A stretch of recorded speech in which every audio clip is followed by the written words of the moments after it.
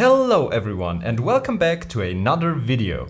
In this one I will give you a tour of my huge phone collection. But first of all, on a personal note, thank you very much for the 5,000 subscribers. Whether you're a long-time subscriber or just joined, I really appreciate each and every one of you. I honestly never thought I would get that many subscribers by the end of the year. I had a goal of 1,000 subscribers and now we're at over 5,000, which is crazy to me. So thank you very much for that. Now let's jump into the fun part, exploring my phone collection. For this we need to get into wide angle mode. Okay, so now that we are in wide angle mode, we can see all of the phones and I can explain the setup a little bit. And you can see a little bit of a behind the scenes you don't usually see because I try to leave all this stuff here outside of the frame. So here in the middle we have the phones, obviously. These are all working phones, ranging from between 2005 for the oldest ones here,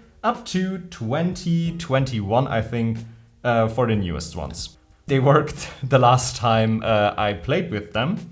I also have a huge pile of non-working phones, which we will get to a bit later. On the left here, we have a few chargers, because most of these phones were from the era where every manufacturer had its own charging standard. I'm really grateful for USB-C. And to manage all of the phones and move them around, I have this here, the Phone Mover 4000, patent pending, to move all of the phones at once to get them into the frame. Okay, so let's get started. And to make things a little bit more fun, let's play a game. I want to see if I can identify all of these phones. I'm pretty sure I can't. And if you want to, you can play along and see if you can identify all of the phones. If so, write me your score in the comments. I really want to see if you know more about these phones than me.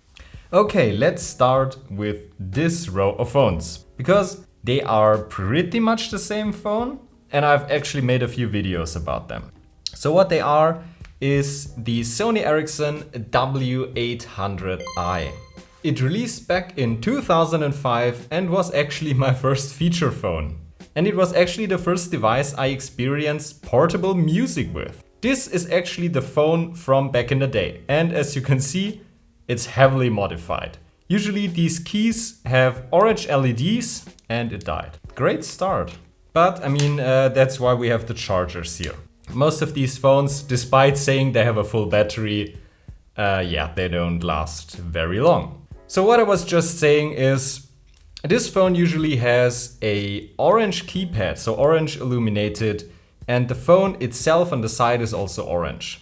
What I did is I used a vinyl sticker to color the phone red, and I used a replacement case to get the white surroundings here black. What I did then is to completely disassemble the phone, and I desoldered the LEDs here and replace them by colored ones in different colors, like here's blue, there's red and there's green, which gives off a nice looking effect. What I also did is I replaced the LEDs on the back side with red ones. Sadly, it doesn't work anymore, but I also added an LED underneath the Sony Ericsson logo here and wired it up to the speaker so it blinks to the music. I also added a custom modded menu. As you can see here, normally this would be a square, and now we have this round, very cool menu. And this is what I really love about these phones. You can smash them on the ground and they survive. I had this phone as a kid and I wasn't very careful with it.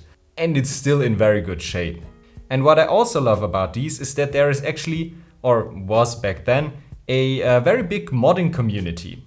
First of all, hardware modding. As you can see, these phones are also Sony Ericsson W800i's, but they look like completely different. I also made a video about that. There's actually a market for replacement cases for this phone, so replacement shells. Which allowed me to create, for example, this absolutely wild looking phone here. And yeah, that's what I really like about them, the modability. There were also a huge amount of people that were software modding these phones. As you've seen, I added a custom menu here, and I will add pictures to that. I added custom menus to most of these phones here. And I really like that. It actually got me into programming back then, when I first started to create some of these mods myself. So yeah, enough about the Sony Ericsson W800i. For the keen viewer among you, you might have seen that this phone doesn't really look the same. It looks similar. That's because it is a sibling, or you could say it's the predecessor of the W800i. It's the K750i. Yeah, it's basically the same phone but without the music player. And there's also the T-Mobile variant, the D750i, which shares like most of the case parts with the W800i Walkman phone, but it still doesn't have the MP3 player. To this side, we have the successor to the W800i, which is the W810i. They came in white and black, and I modded the one on the right here to have this very cool yellow and black aesthetic here. Then we have two phones that were given to me by friends. One of them is a S312, which it actually says on here. It's yeah, just a cheap Sony Ericsson phone, and it's part of my collection because I think it looks fun with the mirror finish here, but yeah, I don't really am nostalgic to that one. This one is a bit cooler. Sadly, I only have this in very poor condition. I mean, it still works, but the screen is shattered. It's a CyberShot phone, and here this is the first phone where I'm not really sure about the name. I think it's called C902, and the party trick of this phone is that you can extend it to open the camera, which is very fun. Click, clack, click, clack. I could do that all day. Another CyberShot phone, which is this. It's called the K770i as far as I know. And I also bought this used. I bought most of the phones here used, and I bought most of the phones either in terrible condition or broken, and then I usually fix them. That's how it works. And for this one, the plastics were very, very worn, and the phone was in horrible condition. So I just bought a replacement case because, like I said, for these old Sony Ericssons, there is actually still a few online shops that sell these cases. It's also one of the phones where you have the camera under here, and it's a very nice phone. Many people back in the day I knew actually had this. And I also like the custom theme on here. It looks very 2000s. Okay, so now we have all the very old Sony Ericsson phones out of the way. Let's get my phone mover 4000 and get the next row of phones into focus. Okay, let's continue with the next row. We have already seen the C902. And the next phone is one of the last Sony Ericsson phones that had their operating system on them, which is why I have this phone.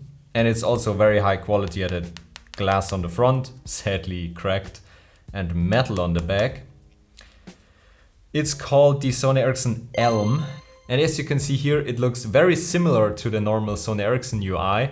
And since I love these old Sony Ericsson phones and I also love their operating system, I needed to have this in my collection, of course. I think there is the Sony Ericsson Cedar, which looks very similar to this. And it has a newer version and also micro USB, which is wild to me. I need to get that at some point, but for now this, I'm not sure if it's the newest version, but it is one of the last versions of Sony Ericsson's proprietary operating system. So let's put a SIM card in it. So yeah, here you can see the menu of the phone, and as you can see, it's right on the brink of modern design. So it has a few skeuomorphic elements, which most of the Sony Ericsson phones had because they were part of that time frame at the early 2000s. But this one, as you can see with the icons here, it starts to get into the modern UI territory. So yeah, that's kind of cool. Other than that, it's just the basic Sony Ericsson software experience. The next phone is the Nokia E52. I mean, very hard to guess when it's written on here, but yeah, it's one of the E-series Nokia phones, built very well, metal on here, metal on the front. Very nice phone, big display. And just like the Sony Ericsson W800i, I use this to play old J2ME games, specifically Symbian games, because this phone runs Symbian. And yeah, that's just a very nice slim phone that can play Symbian games for me. Yeah, the next phones I don't really need to introduce, right? Motorola's Razr, specifically the V3. These two phones, they look stunning. They still do. A bit of a controversial opinion. I think they look nice, but they aren't really nice to use.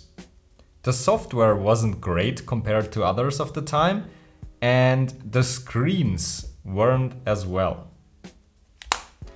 So let's see if we can get one of them to turn on. The other thing I really hate about these is you can't really charge them using normal micro USB. So what I had to do is I had to create my own cable, which is a HTC Touch Diamond cable, which I cut in half because HTC Touch Diamond doesn't really use micro USB. And I used this cable because it has a very long part here. So I cut it and I added a few resistors because this phone, to charge properly via USB, needs a few resistors connecting, I don't know which pins on here, but you can find a tutorial online. And yeah, so I soldered that in and glued it back together. It looks okay-ish, and it actually charges these old phones. And yeah, as we can see, it wants to turn on. I bought these in a lot, and both actually are sadly locked to Vodafone, which I don't have a SIM card right now. But I mean, there's many videos online how the operating system looks. But I mean, you can see the screen. It's not really that great, even for the time. But it was a very innovative phone. It looks great. I love the second smaller screen here. It was a cool phone. Ooh, the battery actually still holds some charge. Huh. Not bad. But yeah, let's shut it down. Vodafone. Ah, I love this clack. I mean, this phone is almost 20 years old. Let that sink in. And the hinge still sounds so good.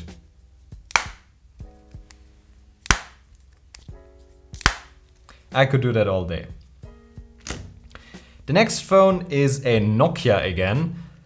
And it was one of my childhood dreams, this phone. It's the Nokia N96. It's basically the legendary Nokia N95 in better. Or most parts are actually better.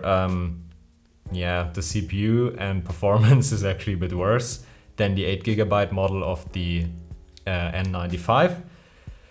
But it's a very cool design. First of all, you can slide the phone down to have media keys here. Let's turn it on. Let's first turn it on. And down here you have your number keys. So you have a double slider, which is just a great idea. Also, it has a very big screen for a smartphone before Apple invented the smartphone. If you can see the difference towards all the other phones here. It was a very big screen back then. And it runs Symbian, a very, very robust operating system. And yeah, it's also Vodafone branded, but we can turn it on without a SIM, which is nice. Yeah, really cool phone. It also had a kickstand on the back here. I mean, yeah, What a phone. I mostly use this for gaming as well. And the funny thing is, I also bought this broken, but it actually only needed a new battery. And it has so much music still on it, which is just like a time capsule. I sadly can't play you that because otherwise YouTube's copyright ID system will kill me, but it's a really nice phone and I like the skeuomorphic design of the operating system and actually also of the phone as well. It's a really solid phone. Let's have a look at the next phone. And by the way, as you've probably already seen, they're not really in chronological order. They're only in the order I took them out of my shelf. And roughly they are in chronological order. So yeah, the next phone is the Sony Ericsson W910i, which is also a phone I always wanted as a kid. It's a very nice Walkman phone.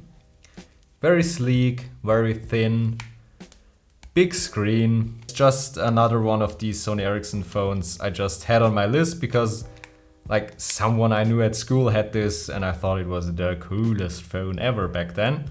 So I needed to get this, and there's also a modding community for this one.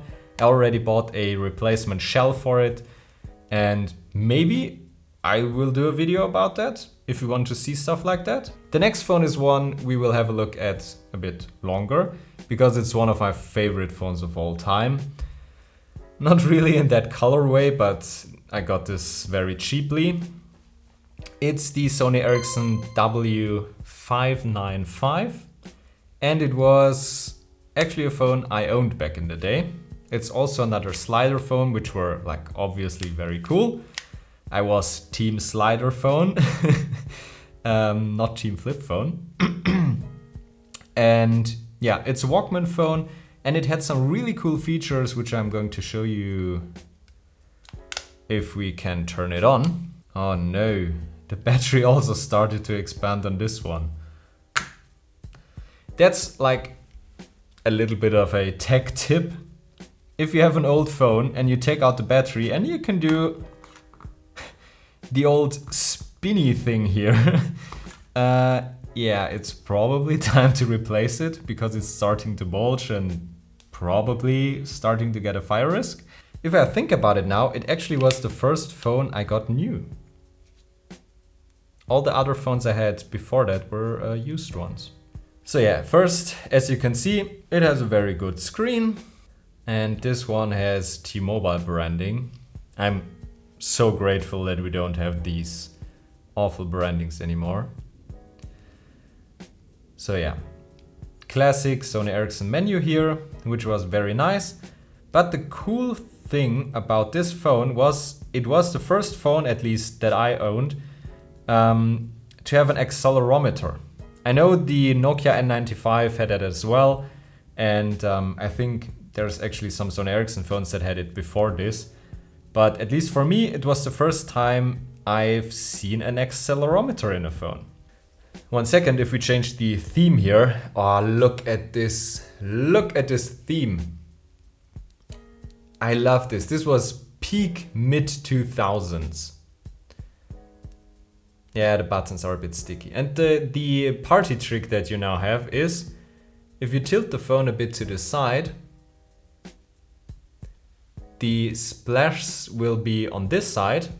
If you tilt it to this side, the splashes will go to this side.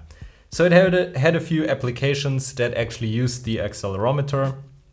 For example, the media player. You can tilt to the side and then your media would obviously follow. And yeah, I just love the UI, and it also, it had this weird feature. Let's see if I can do that here on the fly. No, it also has some music on it. Oh yeah, the Sony, the T-Mobile ringtone. So what you could do, you could increase the volume by pressing the Walkman button and then doing this gesture here. It's not really playing something.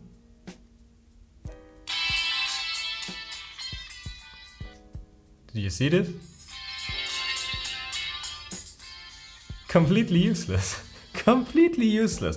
But it was so fun as a kid back then to have these features. And yeah, there were also a few games like Doodle Jump and stuff like that that used the accelerometer. It was so much fun, this phone. I really liked this. And I also want to modify this because I still have the files from back in the day when I used to modify my phone. Yeah, maybe I will do a video about that. I don't know. Usually the videos about these old phones don't really do that well. So we will see if I do a video about that or if I will just do that in private. But a very cool phone. Like I said, one of my favorite phones of all time. And yeah, like a broken record, I can say the same thing about this phone. One of my close friends back then had this phone and I was in love with it. He had it new and I was still rocking the old, reliable and brick-like W800i. And he had this, the W580i, as far as I know. Way slimmer, cool slider, and it has an awesome party trick as well. Even this logo like brings back so many memories. Yes, we have a pin. I also bought a few new parts for this phone to restore it because it's not really in good shape. So yeah, select the language. No, I don't want a setup. Thank you. The first thing we can see here is this also has an accelerometer, I think, because it counts steps for you, which was the new feature back then. And the coolest thing about this phone is on its side, because it has these disco lights here. Let me dim the lights a bit so you can see them. So you have a light pipe on this side, which connects to the soft keys here. It has one on this side, which connects here, and it has coloring, or I mean, it's just blue for the keypad and the button here. And like if you get a call, or I think even in music, these could flash, which was so cool. Every time I've seen someone with this RGB thing here, I was like super jealous that they had this phone and I didn't. Even if it doesn't work in music, it's still a super cool and unique feature, and I wish more phones these days had some uniqueness to them. That's also something, if you look at the grand picture, the opening of this video, you could see the phones at the top, every phone looked different. And the phones on the back, you can't really distinguish them. And that's, I think, very sad. I think we've lost something in the move to smartphones. And it's a bit of the personality of phones. Back then you could choose from so many different form factors, sliding phones, folding, like clamshell phones, wild phones that had like tilting keyboards and whatever.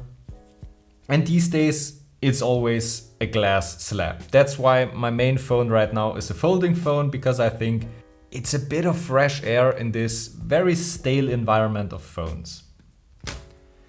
Okay, enough ranting, enough of an old man yelling at the sun.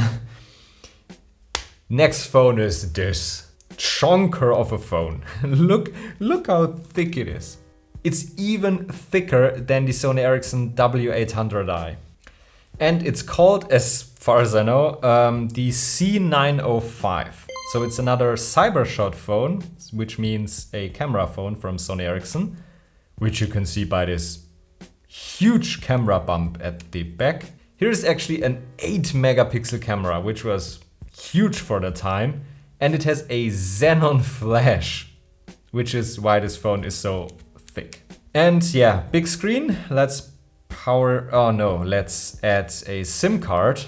Sadly, this phone also suffers from rubber reversion. As you can see here, it starts to get sticky and yeah, not really that pleasant, but it's such a cool phone. Let's see if it powers on. I'm really impressed that I don't think we actually needed a charger yet. The Razr would have powered on anyways, and the Sony Ericsson, I don't know why it shut down, but it seemed to hold a charge at least. Another Vodafone branding, but the screen is really good. This was a high-end phone back in the day, and I think you can still see that. So it has all of the features that the W595, all these numbers, and 910 have, like accelerometer and stuff like that. But it has a very modern version of the Sony Ericsson proprietary operating system, just like the Sony Ericsson ELM that we've seen before. So yeah, but it's still skeuomorphic. It's still a bit older than the ELM. So yeah, it looks like this. It looks very cool. And we're here for the party piece, of course, which is the huge camera. As you can see here, I can't take a photo because I don't have a storage. Oh no, I can take a photo. So yeah, let's take a photo here. Actually, I mean that actually looks really good. Crazy. Yeah, very nice camera, many different features. I'm not sure what these buttons do. You can change the mode and the scenery settings. Very cool phone. I always loved sliding phones, and this is like one of the best from Sony Ericsson. Now let's have a look at my favorite touchscreen phone from that era. And it's also one of my favorite phones of all time. It's called the Sony Ericsson Aino. It came in two colors, black and white. And it kind of reminds me of my sliding phone back then, the W595, like the curvature here. But it is a different beast. It has a touch screen, a very useless touch screen, mind you. We will see that shortly. But it was such a cool phone. You had this big touch screen for the time, and then you slide it open and you had all of your keys down here. Such a cool phone. Yeah, and it has a very good camera as well. 8 megapixels, just like the thick boy over here. For this phone, it's also interesting to have a look at the accessory, because it was the first phone I owned that actually came with a Bluetooth headset and a charging dock. And the charging dock it's the wildest thing you've ever seen, believe me.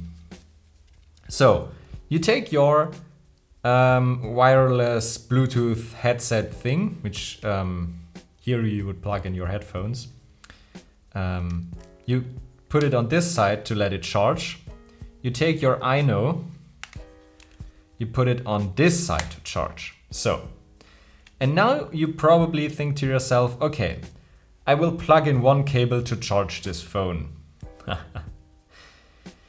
Yeah, this is the weirdest thing I've ever seen on a phone. You have dual outputs here, or yeah, they're basically inputs. And what you need to do there, on this side, you will plug in USB that goes to your PC, because you could also receive SMS and write SMS back in the day, or sync your music over to it directly while it's in this charging cradle, which was very nice, and I used it very frequently. But you needed USB for that. So on this side, you would have USB. On this side, you would have the charging cable, which is also this fast port thing.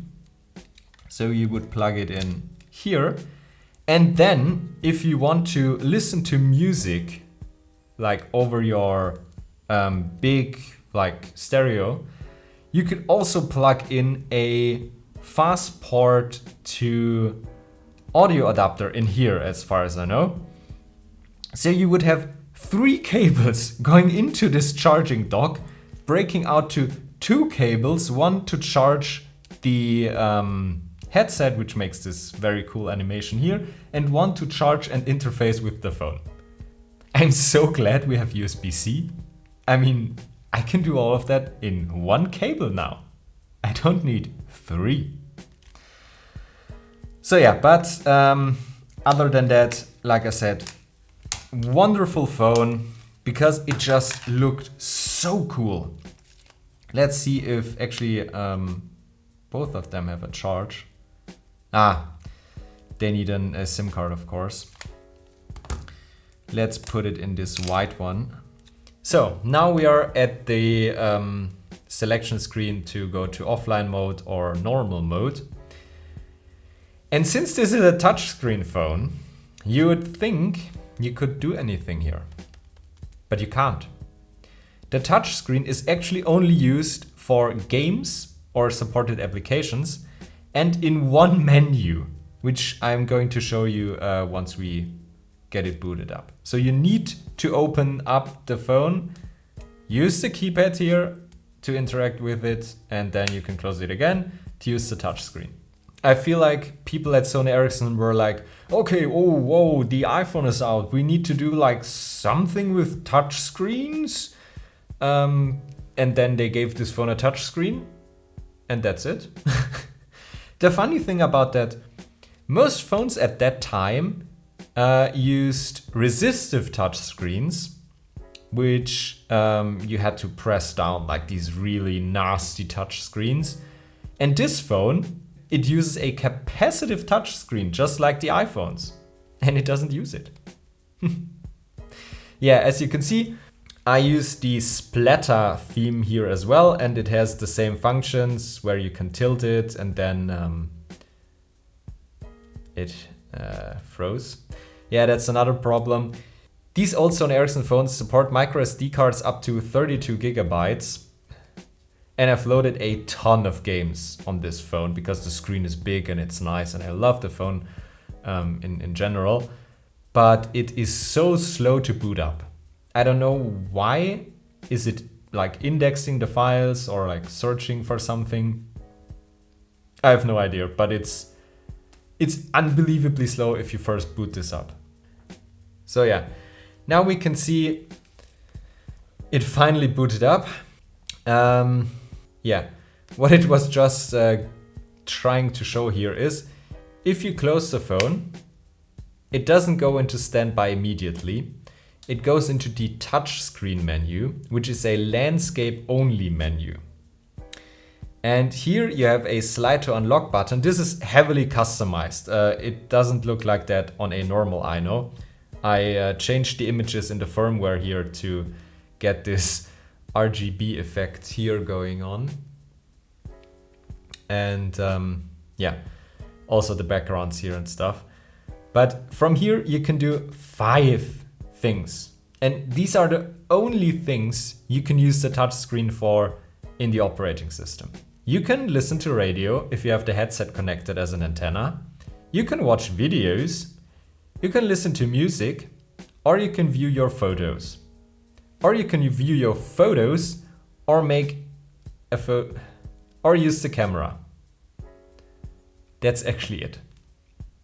And the funny thing about the camera is you need to use the touchscreen menu to use the camera.